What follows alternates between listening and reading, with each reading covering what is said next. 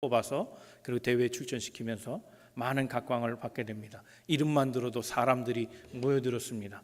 그의 수영 강습에는 엄청난 수강생들이 모여들었는데 그에게는 비밀이 하나 있었습니다. 이 비밀은 아무도 알지 못했지만 그의 아내만은 알고 있었습니다. 이 수영 강사는 물에 들어가 본 적이 없는 사람입니다. 물에 대한 공포증이 있어서 아예 물 근처에는 가지 않는 사람이었는데 그것이 컴플렉스가 되어서 수영에 대해서 연구를 한 겁니다. 그랬더니 사람들로부터 각광을 받고 유명 스타가 됐습니다. 경험하지 못한 것을 가르칠 수 있는가? 자기도 알지 못하는 것을 가지고 남을 지도할 수 있는가? 답은 그럴 수도 있습니다. 생각해보면 윤리를 가르치는 사람이 가장 비윤리적으로 살 수도 있습니다. 지식은 알지만 삶엔 그렇게 삶으로 나오지 않은 사람이 있기 때문입니다. 성서학자가 가장 비성서적으로 살 수 있습니다. 설교자도 마찬가지입니다. 하나님의 계시가 없어도 설교를 잘할 수 있습니다. 지식으로 설교할 수 있습니다. 그 지식 때문에 사람들로부터 인기 있는 설교자라는 소리도 들을 수 있습니다. 하나님의 계시가 없어도 설교는 잘할 수 있다는 말입니다. 그러나 우리가 하나님 앞에 심판받을 것은 그 사람의 지식이 아니라 그 사람의 믿음입니다. 하나님 앞에는 이론 시험은 없습니다. 필기 시험은 없습니다. 단지 하나님 앞에는 실기 시험만 있을 뿐입니다. 사랑하는 성도 여러분, 이론뿐만 아니라 실기도 잘해야 합니다. 두루 성장해야 합니다. 한쪽만 성장하면 괴물 신앙인이 됩니다.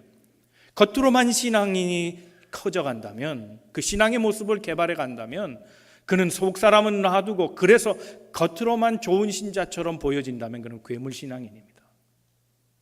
영과 육이 다 건강해야 합니다. 질과 양이 다 성장해야 합니다. 부흥해야 합니다. 다 잘 돼야 합니다. 영적인 것과 육적인 것 고루 다 섭렵해서 자라나야 합니다.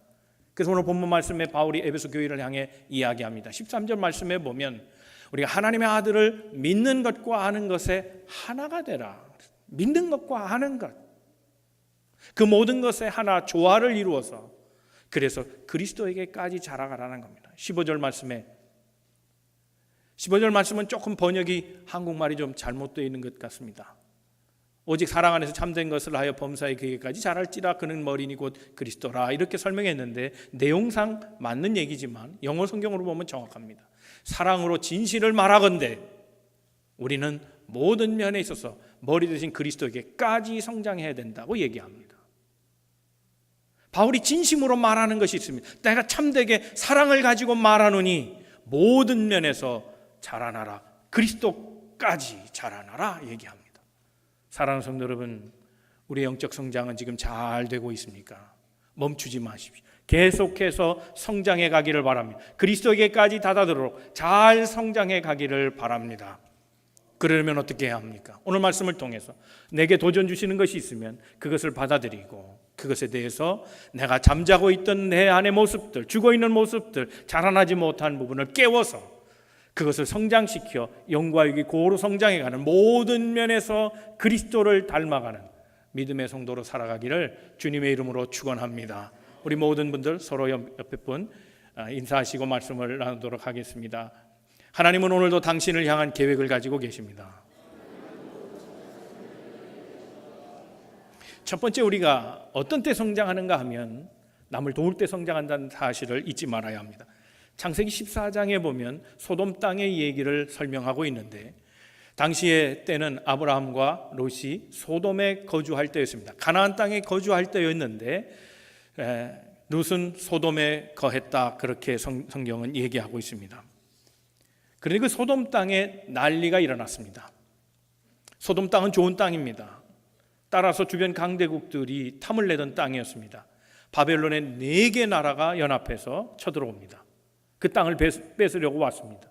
소돔 땅은 좋은 땅이라 역시 빼앗기고 싶지 않은 땅이었습니다. 소돔 왕은 다급하여 5명의 그 왕들로 연합된 그 동맹국들을 결합해서 그것에 대해서 저항하려고 했습니다. 이 전쟁으로 인해서 고래 싸움에 새우등 터진다고 그때 정착하면서 풍요를 누리고 살기를 원했던 롯이 다 어려움을 당합니다. 창세기 14장 12절의 말씀입니다. 다 같이 한번 읽겠습니다. 시작. 소돔에 거주하는 아브라함의 조카 롯도 사로잡고 그 재물까지 노락하여 갔더라. 롯이 볼모로 잡혀갑니다. 노예가 되는 순간입니다. 그가 가졌던 모든 것도 다 빼앗겨 버렸습니다. 이 소식이 아브라함에게 전달됩니다. 이 소식을 듣자마자 아브라함은 자신의 모든 것을 동원해서 롯을 건져내려고 애씁니다. 그가 가지고 있던 소유한 사병이 318명이었다고 말합니다. 이들과 함께 롯이 잡혀있는 곳으로 가서 밤에 몰래 매복해 있다가 밤에 롯을 구해내는 그런 엄청난 일을 감행합니다. 14절부터 16절까지 한번 같이 읽어보겠습니다. 시작.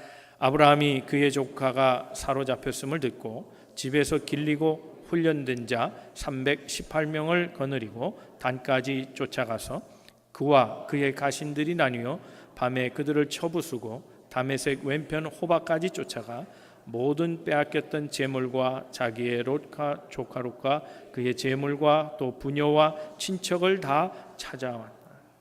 아브라함에게 롯은 누굽니까? 혈육입니다. 그런데 이쁜 자는 아니었습니다. 좀 밉상스럽고 얄밉고 도의를 저버린 조카입니다. 그가 가나안 땅에 거주했을 때 풍요를 맛봅니다. 성장해 갑니다. 원래 이 기업은 하나였습니다. 그런데 아브라함에게 소속된 것과 롯에 소속된 것이 각자 번성하는데 땅은 좁아 다투게 됩니다. 아브라함이 제안합니다. 야, 우리 이거 형제끼리, 친척끼리, 우리 조카 삼촌끼리 이건 안 되겠다. 싸우면 안 되겠다. 그래서 차라리 땅이 넓은데 어떡하냐? 차라리 나눠 가자. 이 얘기합니다. 그때 왼쪽을 택하라, 왼쪽을 택하라. 네가 먼저 택하라 얘기하는데 눈에 좋아 보이는 땅을 롯이 덥석 물어댑니다. 아무리 삼촌 아저씨가 네가 먼저 좋은 것 가져 그랬어도 한 번은 물어봤어야지. 제가 이거 가져도 될까요? 아닌 것 같아요. 아저씨 하세요. 삼촌 하세요. 먼저 그랬어야지. 싸가지가 없어. 너 뿅 받아 먹었어요. 얼마나 속으로 괘씸했겠어요. 그래, 그럴 수도 있지. 참았습니다. 그래, 네가 더 좋은 거 가져야지. 너그러운 마음을 보여줬습니다. 그가 당한 겁니다. 지금 그 좋은 땅에서 잘 될 줄 알았는데 다 뺏기고 자기도 볼모로 잡혀간 겁니다. 야, 이거 어떻게 해? 좀 고생하게 놔도 모른 척해? 눈 감아버려? 그럴 수도 있었지만 목숨을 걸고 자기의 사병 전체를 풀어서 자기 목숨까지 내어놓고 그래서 롯을 건져냈다는 겁니다. 지켜주신 분은 하나님입니다. 우리가 생각할 때 하나님의 평화와 사람의 평화를 생각해 볼 수 있습니다. 사람의 평화든 하나님의 평화든 중요한 것은 평화는 공짜가 없다는 겁니다. 롯이 누린 안정과 평화는 아브라함 때문입니다. 아브라함의 희생 때문입니다. 아브라함의 땀, 아브라함의 수고, 아브라함의 목숨을 내건 그 생명값으로 롯이 평안해졌다는 겁니다. 여러분, 누군가가 나를 도왔기에 내가 안전을 누리고 평안을 누린다는 것, 그걸 알고 살아가야 합니다. 자식이 안전을 누리는 것은 아버지 때문입니다. 어머니 때문입니다. 가정을 보호하는 부모들 때문에 자식이 안전하고 평안을 누리는 거 아닙니까? 그들의 희생이 있어서 그의 자식들이 평안해지는 거 아닙니까? 내가 신앙생활할 때 오늘도 편하게 살고 있다면 내 신앙생활 가운데 누군가가 내 대신 내가 할 몫을 대신했기 때문에 내가 수고가 덜어진 겁니다. 그 점을 기억하고 감사를 잊지 말아야 합니다.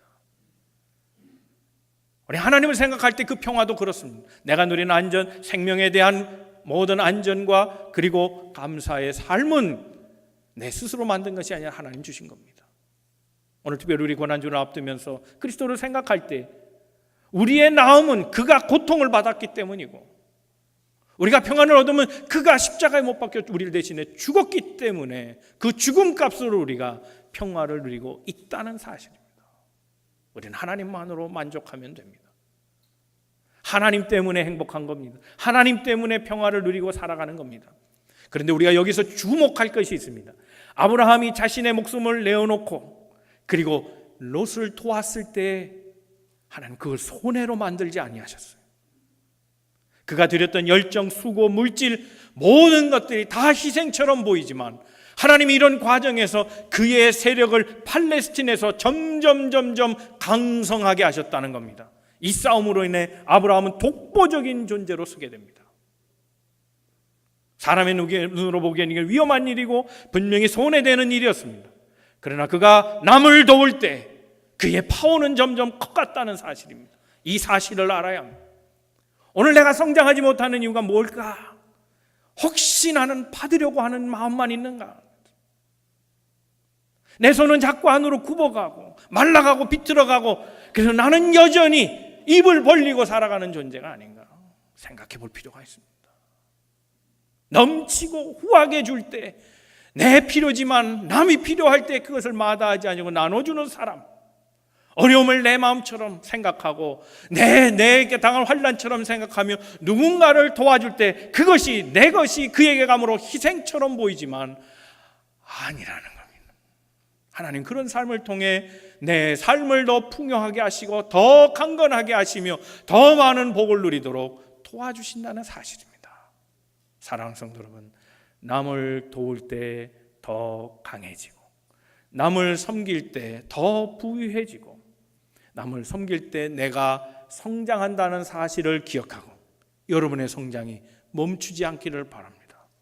날마다 주 안에서 남을 섬김으로 영적으로 성장해가는 우리 모든 성도들 다 되시기를 주님의 이름으로 축원합니다. 두 번째 생각할 것은 삶이 진지해야 성장한다는 사실입니다. 오늘 말씀 한번 또 읽어보겠습니다. 창세기 19장 3절의 말씀입니다. 다 같이 한번 말씀 읽어봅니다. 시작. 롯이 간청하매 그제서야 돌이켜 그 집으로 들어오는지라. 롯이 그들을 위하여 식탁을 베풀고 무교병을 구우니 그들이 먹으니라. 롯이 하나님의 사자가 방문했을 때 그들을 환대하여 들어오게 했다는 겁니다. 그들은 들어오지 않으려고 했는데 간청해서 들어옵니다. 이건 이유가 있습니다. 봤거든요. 아브라함이 하나님의 사자를 집안에 들임으로 그 가정이 복을 받았다는 걸 봤거든요. 복은 받고 싶었습니다. 그래서 하나님의 사자를 돌려보내는 것보다 간청해서 하나님의 사자 우리 집에 와줘서 축복해 주세요. 내가 아브라함 봤거든요. 그 말은 빼고 아브라함이 그래서 축복받은 거 알고 그렇게 간청에 왔다는 겁니다. 아브라함이 그랬으니 그도 그렇게 한 겁니다. 네, 신앙은 모방에서 시작됩니다. 그러나 모방으로 끝나면 안 됩니다. 따라한다고 신앙인이 되는 게 아닙니다. 아브라함의 신앙과 롯의 신앙은 전적으로 다릅니다. 아브라함은 순전했습니다. 믿음의 조상입니다. 그는 믿음으로 섬겼습니다. 그러나 롯은 복받기만을 바랬습니다. 믿음이 아닙니다. 절반의 신앙인이었다는 겁니다. 흉내는 내는데 겉모양은 있는데 속 그 절반은 없었습니다. 복만 받기를 바랬습니다. 오늘 한국 교회와 이민자의 교회가 약해지고 미국의 교회가 약해진 이유는 명목상의 교인이 많기 때문입니다. 형식적인 교인들, 이름만 있는 명목의 교인들이 있기 때문입니다. 그래서 교회가 자꾸 약해지고 있습니다. 겉은 다 교인인데 속은 아닙니다.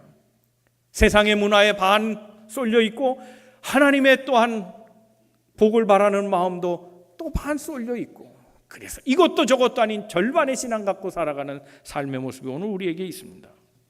정말 그리스도인이 된다는 건 흉내를 낸다고 되는 게 아닙니다. 따라한다고 되는 게 아닙니다. 그렇다면 우리가 이름뿐인 신앙인이 되지 않기 위해서는 어떻게 해야 되나? 두 가지 원리가 있습니다. 첫째는 말씀이 주인이 돼야 됩니다. 말씀 중심으로 살아야 합니다. 말씀이 우리를 이끌어가야 합니다. 그런데 그 말씀은 세속의 소리와 다른 것을 알아야 합니다. 그래서 세속의 소리와 하나님의 음성을 들을 수 있는 귀가 필요합니다. 누가복음 8장 8절 말씀에 주님께서 말씀하신 말의 마지막 부분입니다. 한번 같이 말씀 읽어보겠습니다. 시작. 들을 귀 있는 자는 들을지어다. 들을 귀가 필요합니다. 들을 수 있는 귀. 사랑하는 성도 여러분, 여러분의 귀를 축복하십시오. 하나님께서 축복해달라고 기도하십시오. 들을 귀가 있도록 그래서 세속의 소리와 다른 하나님의 음성을 들을 수 있는 귀를 달라고 기도하십시오. 특별히 하나님의 음성을 들으려면 관계가 막히면 안 됩니다. 여러분, 우리가 관계가 막히면 그 사람을 믿지 않아요. 그래서 그 사람의 소리를 절대로 받아들이지 않아요. 저는 여러분 모두가 목회자와 관계가 잘 되기를 바랍니다. 만남의 교회 교육자뿐만 아니라 모든 교육자들과, 세상의 모든 교육자들과, 만나는 모든 교육자들과 불화하지 않기를 바랍니다. 그것은 우리 모두에게 손해입니다. 하나님의 말씀을 받아들일 수 없기 때문입니다. 하나님의 말씀이 전달되는 통로, 그 교육자와 불화하면 결국 하나님으로부터 오는 소리도 단절하게 된다는 겁니다. 사람이 싫어서 하나님의 소리를 듣지 못한다면 얼마나 손해입니까? 그런 교회 1년 다니면 뭐합니까? 1년 동안 아무리 말씀을 선포해도 귀에 들어오지 않습니다. 5년, 10년을 다니면 뭐합니까? 마음이 닫혀 있는데, 그래서 하나님의 음성이 안 들리는데 훈련해야 합니다. 설교할 때 하나님의 말씀으로 들을 수 있는 훈련이 필요합니다. 설교는 물론 하나님의 말씀만이 있는 것은 아닙니다. 사람의 소리가 있습니다. 그러나 하나님의 소리를 들을 수 있는 귀를 달라고 기도하십시오. 그러면 그 모든 소리 가운데 하나님의 말씀이 들려지는 역사가 있게 될 것입니다. 데살로니가전서 2장 13절 말씀입니다. 다 같이 말씀을 읽겠습니다. 시작. 그러므로 우리가 하나님께 끊임없이 감사함을 너희가 우리에게 들은 바 하나님의 말씀을 받을 때 사람의 말로 받지 아니하고 하나님의 말씀으로 받음이니 진실로 그러하도다. 이 말씀이 또한 너희 믿는 자 가운데서 역사하느니라. 관계가 형통해야 하나님의 음성이 들립니다.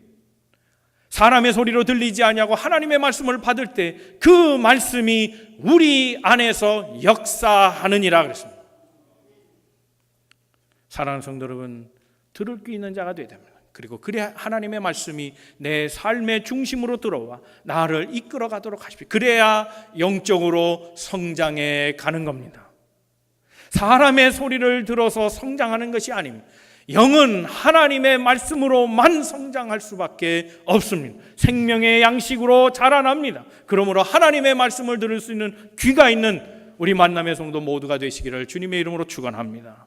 또 한 가지 있습니다. 말씀을 들었다면 즉시로 순종해야 합니다. 지체하지 말아야 합니다. 창세기 19장 15절 말씀입니다. 다 같이 읽겠습니다. 시작. 동틀 때에 천사가 롯을 재촉하여 이르되 일어나 여기 있는 내 아내와 두 딸을 이끌어내라. 이 성의 죄악 중에 함께 멸망할까 하노라 그랬습니다. 하나님의 사자들이 이제 집에 머물게 됩니다. 그랬는데 그 밤 소동이 일어났습니다. 마을 사람들이 안 겁니다. 그들이 생각한 것이 있습니다. 하나님의 사자들이 들어와서 우리 것을 뺏어간다는 것. 롯 자신도 이방 사람입니다.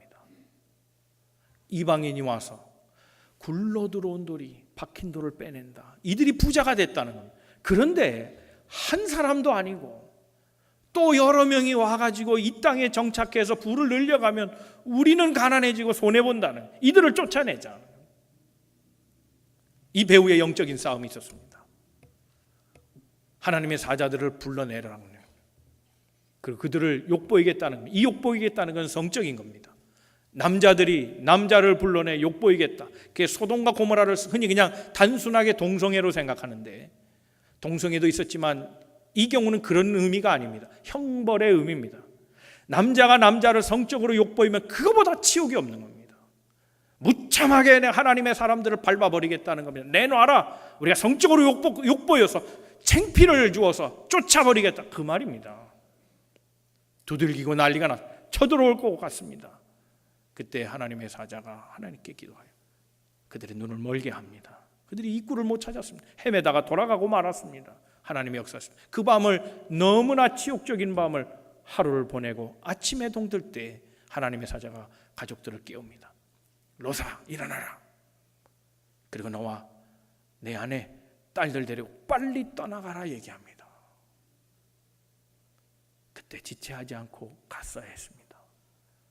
롯은 망설였습니다. 다 두고 가야 하니 다 손해인 것 같습니다. 쉽게 자리를 털고 일어나지 못했습니다. 롯이 얼마나 어리석습니까? 그 지긋지긋한 상황을 봤으면서도 그 자리에 머물려고 했다니. 여러분, 하나님께서 우리에게 순종을 주시는 방법 가운데 여러 가지가 있지만 그 중에 하나가 정 떨어지게 하는 겁니다. 정 떨어지면 있고 싶지 않아요. 정을 떨어뜨리면 그게 떠나라는 신호인 줄 알아야지. 영적으로 정 떨어지면 거기 못 있어요. 이게 순종하라는 말로 알아야 되는데 이상하게 사람들은 그 순종에 진지하고 불순종에는 너무너무 쉽게 가요. 이거 거꾸로 해야 되는 거 아닌가요? 죄를 짓는 데는 좀 신중해야 돼요. 그러면 2번 생각하고 3번 생각하면 절대로 죄 못 지어요. 속된 표현으로 차라리 순종은 경솔하게 해야 돼요. 경솔하게 생각 없이 하는 거예요. 그게 순종이 돼야 되는데 어찌 순종할 때는 2번 생각하고 3번 생각해서 그래서 안 하냔 말이에요. 이걸 거꾸로 하고 있어요. 죄를 짓는 데는 더뎌야 돼요. 그 순종하는 건 빨라야 되는데 죄 짓는 건 빠르고 순종은 더디하니 문제가 있죠. 즉시로 움직여야 된다. 하나님의 말씀을 깨달아 줬으면 무엇을 망설입니까? 하나님이 말씀하십니다. 가라 했을 때 가면 되는 겁니다. 그리고 간 후에는 돌아보지 않는 겁니다. 돌아보면 소금 기둥 됩니다. 다시 그 자리에 머무르. 그래서 하나님은 다시 못 돌아가게 아주 지긋지긋한 상황을 만들어 주셨는데 롯의 아내는 뒤를 돌아봤어요. 그래도 그 땅이 좋은 거예요. 뭉개고 뭐 어째도 뭐 이승이 좋다고요. 그런 신앙 갖고는 안 돼요. 하나님의 말씀을 들을 때 즉시 순종해요. 하나님께서 그렇게 강권하실 때가 있습니다. 그때 전도하세요. 그렇게 강권하실 때가 있어요. 내 마음에 그때 봉사하세요. 하나님께서 내 마음을 자꾸 두드릴 때가 있어요. 환경을 다 그렇게 만들어 가세요. 그럴 때 무릎 꿇고 기도하세요. 이럴 때가 많지 않아요. 그 영적인 때를 놓치면 안 돼요. 항상 그런 때가 있는 게 아니에요. 내 삶이 복잡해질수록, 내 삶이 엉킬수록, 내 삶이 길이 점점 막힐수록 하나님께서 강권하고 몰아가시는 게 있는 겁니다. 그것을 발견하고 순종해야 합니다. 그럴 때 우리 인생이 자라나는 겁니다. 우리의 영적인 사람이 자라나게 되는 겁니다. 말씀에 귀를 기울이고 중심을 잡으십시오. 그리고 그 말씀이 들리거든 순종하십시오. 그럴 때 우리의 속사람이 자라게 될 줄로 믿습니다. 날마다 말씀을 통해 영적으로 성장해가는 그 순종을 통하여 그 성장이 더 가속되는 우리 모든 만남의 성도들 다 되시기를 주님의 이름으로 축원합니다. 3번째는 우리 성장하면 기쁜 거예요. 기쁘려고 하는 건 아니지만 성장하게 되면 그 결과로 기쁨이 와요. 그래서 기쁨은 성장을 통해 온다는 사실을 기억해야 합니다. 성장에는 고통이 있고 아픔이 있어요. 그러나 그 성장하면 그 성장 때문에 기쁨이 찾아온다는 거예요. 기쁨은 거저오지 않습니다. 2 딸을 둔 아버지가 있습니다. 근데 걱정이 있습니다. 과년했어요. 홍기를 다 지나버렸는데 결혼을 못하는 거예요. 그런데 결혼 못한 이유가 있답니다. 첫째 딸은 이유가 뭔가 하면 못생겼어요. 해도 너무해. 그래서 어디 내놓을 수가 없어요. 그래서 결혼이 안 되는 거예요. 둘째 딸은 입이 험해. 열면 욕이에요. 그러니 이게 어디다가 좋은 사람 만나게 할 수도 없어요. 그러니 혼처가 안 나오니까 계속 결혼이 미뤄진 거예요. 근데 어느 중매쟁이가 나와서 혼처가 나왔다는 겁니다. 그래? 좋은 사람 나왔어? 안 나왔습니다. 어떤 녀석들이야? 네, 첫째에게는 장님이 좋을 것 같고요.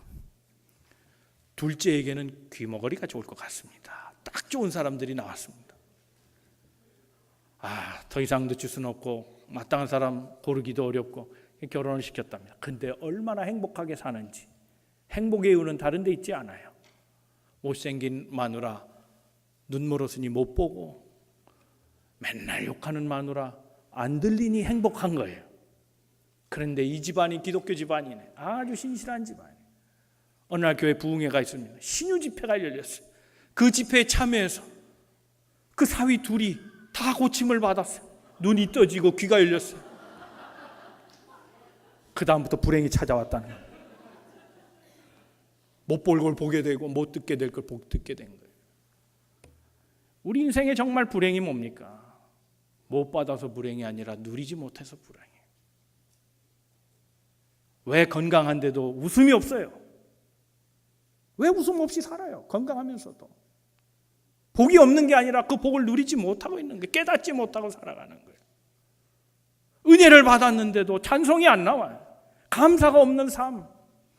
복을 못 받아서가 아니라 그 복대로 살지 못하는 게 문제예요. 물질의 축복도 분명히 있는데 늘 가난하다고 하는 거예요. 늘 모자란다고 하는 거예요. 이게 더 불행 아니겠어요? 아무리 받아도 누리지 못하면 소용이 없는 겁니다. 빌립보서 3장 1절 말씀입니다. 다 같이 한번 말씀 읽겠습니다. 시작.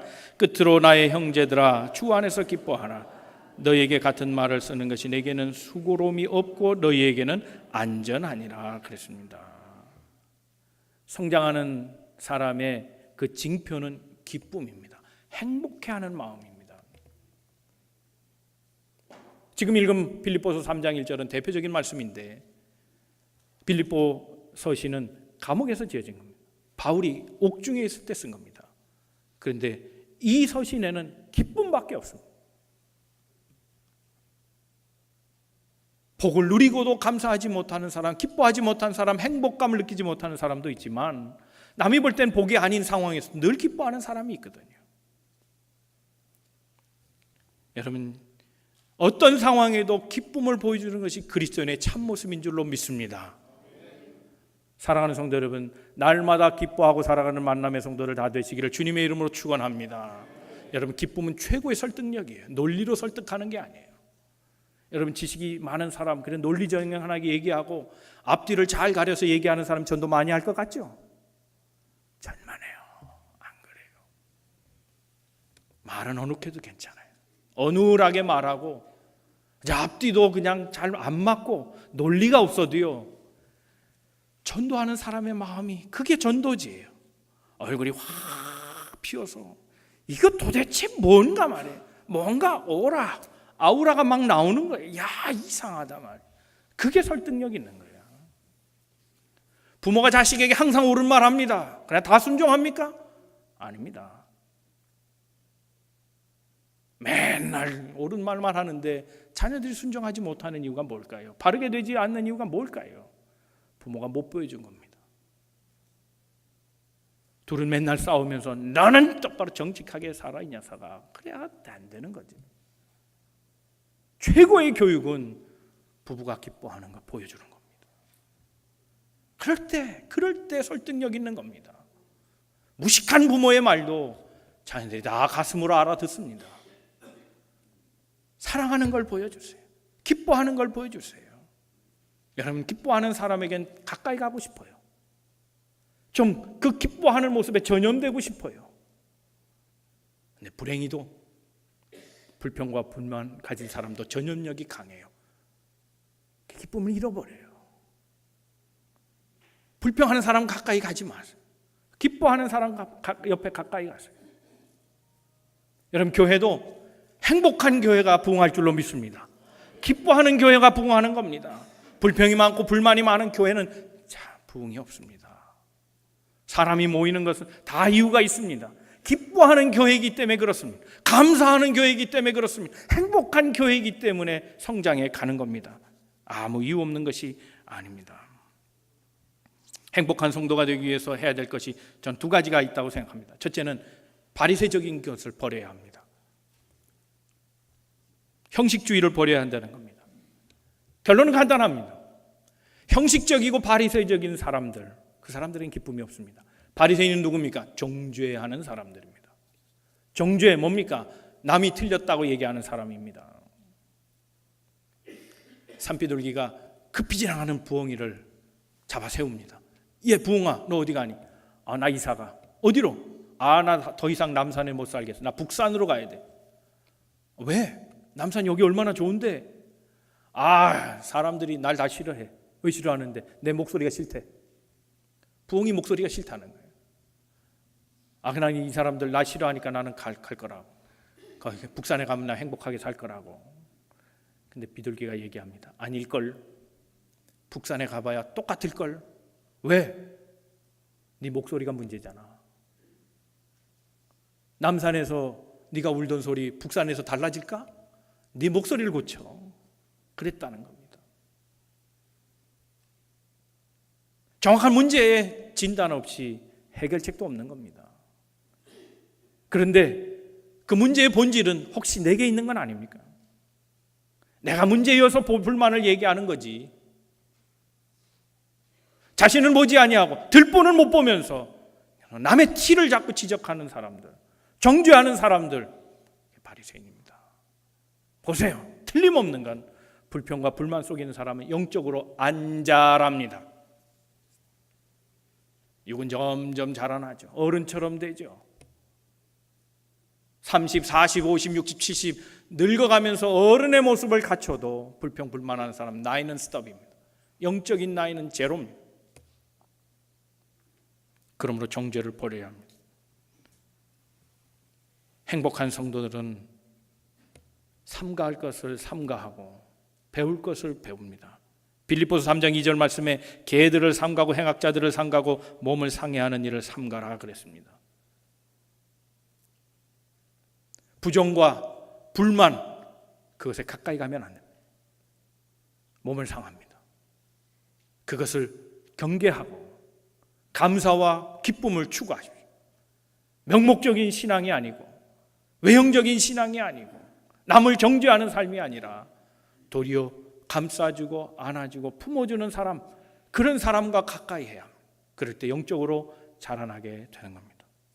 또 하나는 예수를 자랑하고 자신을 부인해야 합니다. 여러분, 자기를 무너뜨리고 하나님을 사랑하는 그런 만남의 성도들 다 되시길 주님 이름으로 축원합니다. 하나님을 의지한다는 것은 나를 버린다는 거예요. 나를 의지하고 나를 세우는 사람은 하나님 따라가지 않아요. 그런데 이상하게요, 자기를 무너뜨리면 하나님 주신 행복이 와요. 이상하죠. 내가 서면 나의 행복을 얻을 수 있어요. 그러나 그건 언제나 불안해요. 불안정하고 한정적이고 그거는 타임도 제약이 있어요. 잠깐이면 없어져요. 그런데 하나님으로부터 오는 행복은 참 크고 기뻐요. 더더군다나 나를 기쁠 뿐만 아니라 남을 기쁘게 하는 삶이 바로 그런 삶이에요. 참 희한해요. 여러분, 자기를 포기할 때 유머가 나와요. 웃음이 나와요. 희한하죠? 아닌가요? 제가 예를 한번 들어볼까요? 옛날에 코미디언 원조되는 분 있죠. 배삼룡. 배삼룡, 그분이 잘했던 게 뭐죠? 꼭 저만 아는 것 같이 이렇게 말도 안 하지. 깨다리 춤 있잖아요. 깨다리 춤 막 이렇게 추는 거. 그거 어른이 출 춤입니까? 애들이나 하는 거지. 그런데요, 그게 자기 버린 사람이 추는 춤이에요. 그 추면요, 남이 웃어주잖아요. 그 웃음이 내게 또한 웃음을 줘요. 남이 행복한 걸 볼 때 내가 행복한 거예요. 코미디언은 많이 웃어주면 행복한 거예요. 그렇잖아요. 쿵다리 잡고 뭐죠? 삐약삐약, 닭다리 잡고 삐약삐약, 이기동. 그렇잖아요. 뿜빠라뿜빠뿜빠빠, 서영춘 그게 어른들이 그게 뭐합니까? 유치한 거잖아요. 자기를 내려놓을 때 남이 기뻐하는 거예요. 그 기쁨이 내게 넘치는 거예요. 그게 바울의 기쁨이에요. 고린도 교회, 빌립보 교회, 에베소 교회, 그들이 잘 되는 것을 보고 그들의 웃음이 살아나는 걸 보고 내가 기쁜 거, 그게 바울이 교회를 돌봤던 그 사도의 마음이었어요. 여러분, 고상한 코미디언은 없어요. 이상한 코미디언은 있어요.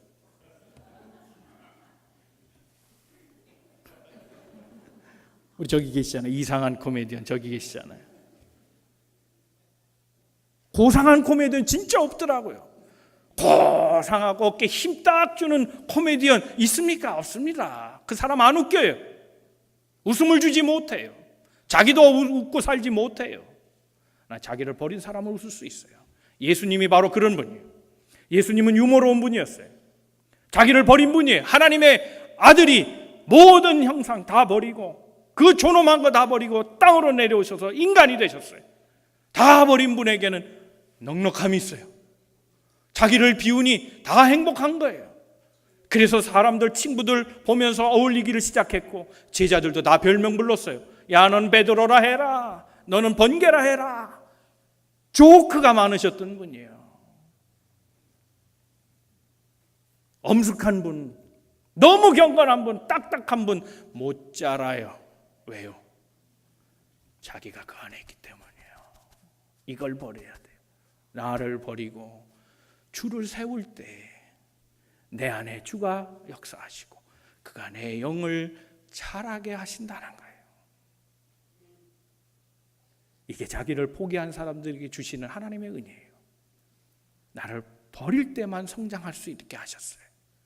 전적으로. 그래서 너희는 너희를 버려라는, 자기를 부인하고 내 십자가를 지고 나를 따르라는 겁니다. 자기를 버리는 사람에게 하나님의 은혜 주시고 그를 하나님 도우셔서 그 영적인 성장을 맡아주시는 거 기억해야 합니다. 하나님을 의지하는 것이 의입니다. 부족한 것 채워주시는 분이 하나님이시고 모자란 것 더하시고 잘하지 않는 우리를 잘하게 하시는 것은 오직 내 안에 주인 되시는 하나님께서 하시는 일이라는 사실을 기억하기를 바랍니다. 이제 말씀을 정리합니다. 우리 날마다 자라나야 합니다. 모든 것에 자라나야 합니다. 우리에게 부족한 것이 무엇입니까? 멈춰버린 성장, 그것은 무엇 때문입니까? 혹시 우리의 손이 말라서는 아닙니까? 마르고 굽혀져 있기 때문에 그 손을 피십시오. 밖으로 벌리고 남을 돕는 삶으로 바꾸십시오. 남을 도울 때 그것이 희생이 아닌 것을 주님께서 알게 하실 겁니다. 그 돕는 순간 내 삶의 영향력은 커집니다. 돕는 자는 많은 사람들이 흠모하고 많은 사람이 지지해주고 많은 사람들이 기뻐할 겁니다. 그를 존경할 것입니다. 그래서 그 사람은 점점 큰 영향력을 갖고 살아가게 된다는 겁니다. 이것이 성장이 주는 기쁨입니다. 하나님의 뜻에 순종하고 살아가십시오. 말씀에 순종하십시오. 말씀이 주인 되게 하시고 그 말씀을 말씀으로 들을 수 있는 귀를 달라고 기도하십시오. 그리고 그 말씀을 들었거든 즉시 순종하십시오. 순종하는 순간 우리의 성장은 다시 시작될 것입니다. 그 성장해 가는 사람에게 날마다 넘치는 기쁨을 주시는 하나님, 그 하나님을 찬송하고 살아가는 우리 모든 성도들 다 되시기를 주님의 이름으로 축원합니다. 기도하겠습니다.